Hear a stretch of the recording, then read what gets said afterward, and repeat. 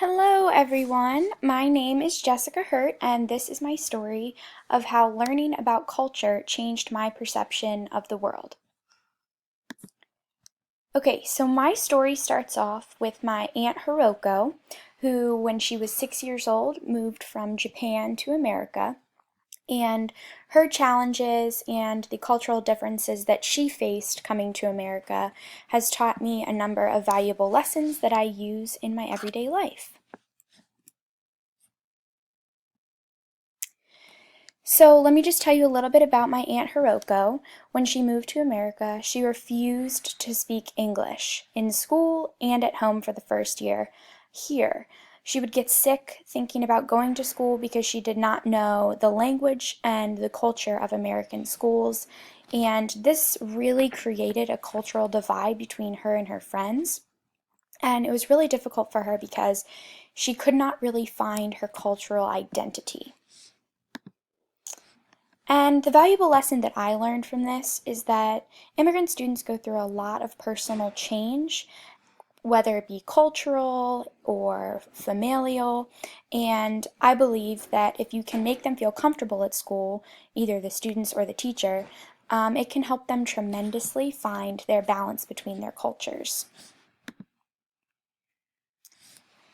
So let me tell you a little bit about the cultural expectations of Hiroko that her family placed on her. So in Japan, the main cultural expectation is to honor the family name. You have to be respectful, quiet, intelligent, reserved, and you have to show very few emotions, and education is very important, which is why Hiroko's family brought her to the United States. And her father is actually, or was, a professor at MIT, and he was a professor of chemistry. She was taught that mistakes are bad, and you shouldn't really go to the extent to make a mistake. You have to really understand where you want to go. And it's also a collectivist culture, which means that you have to value group harmony, and you can think about how the United States is and why that could be difficult for her, because in the United States we are a very individualistic culture and people draw attention to themselves, which could be difficult in school because she's not used to, trying to get ahead of the class. She's just trying to seep into the school life. And the family name in America is worth something, but it's not the be all end all. From this, I learned that cultural differences can shape a person's experiences at school and at home. Taking the time to learn about someone else's cultural expectations will help you to see why they act the way that they do. I actually had a friend from Russia in middle school, and she really struggled with English and the cultural expectations. So I asked her why she does the things that she does, and it really helped me to see her perspective of the world and the classroom. Okay, so for gender roles, Hiroko, of course, is a girl, but her brother, Toro, who is actually an actor in Hollywood at the moment, he was viewed as the perfect son in the family. He was strong-willed, intelligent, authoritative, and he was really carrying out the honor of the family name. On the other hand, Hiroko was supposed to be quiet. She was supposed to cater to the family, cook and clean and do all of the chores. And for her, her parents told her that her education is not as important as Toro's was, which was pretty sad to hear about. But she ended up getting her doctorate. She's traveled the world, and uh, she is very successful. Let's just put it that way. But yeah, it's really sad because I watched myself. I've grown up knowing that girls and boys are equal. I can do anything that a boy can do. They may not be as strong as I am, but I can do anything that a boy can do in this classroom, in the work environment, out in the regular world. But the main thing that I learned is that gender roles in America are constantly being challenged.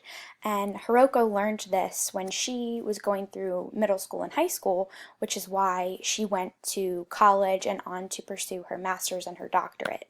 I think that it is especially important to share knowledge with others in the classroom about stereotypes or generalizations that you may have about a particular culture, and try to dissect those stereotypes and see where the root of it comes from. It's really easy to just say, oh, Japanese people, the girls aren't as valued as men, but it's kind of rude. You can't really say that that's a generalization across the board. So that's really something that I took away from Hiroko's gender role explanations and the experiences that she went through with her family and how she overcame those differences. So Hiroko's impact on me, it was tremendous. She actually adds a very unique cultural dynamic to my family. We are from Sweden and Germany, so it's very very different than the Japanese culture, but she has learned to embrace her culture. From a young age, she, really didn't enjoy being Japanese, but as she grew older, she realized that there are very valuable lessons in her culture that she has brought to our family, and she kind of taught me that I should embrace my culture. I shouldn't be ashamed to be American, and I should embrace the values and belief systems that I have while adapting to her belief systems. So, what did I learn overall? Well, sadly, I was not really exposed to other cultures until I was in middle school. I come from a very homogeneous culture in Harford County, Maryland. I call it Cowtown, Maryland. I am very accepting of others for their unique belief traditions and experiences, and I really try to get to know people for what they believe in. I started volunteering at various places just to broaden my network system and really learn to appreciate my American education, not only because people move here to the United States for it, but because it is a valuable education. Because of globalization, I can learn about the global era and how I perceive the world around me. I am a highly globally sensitive person. I think that it is very important to see culture as a unique asset that someone has, not something that differentiates them from other people.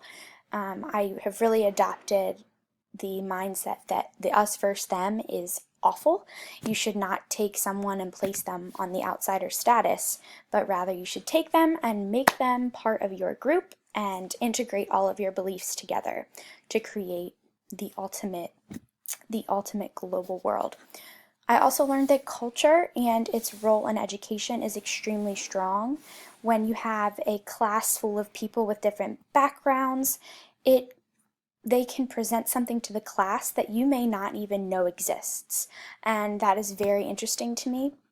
So I think that Hiroko started that journey for me, and now I can continue it. And I also learned to take into consideration the cultural patterns that America has and how it may be difficult for someone to adapt to it. Hiroko was not used to trying to stand out in class, and I have always, grown up with people trying to get the best grade in the class or getting kudos for getting the highest grade on a spelling test.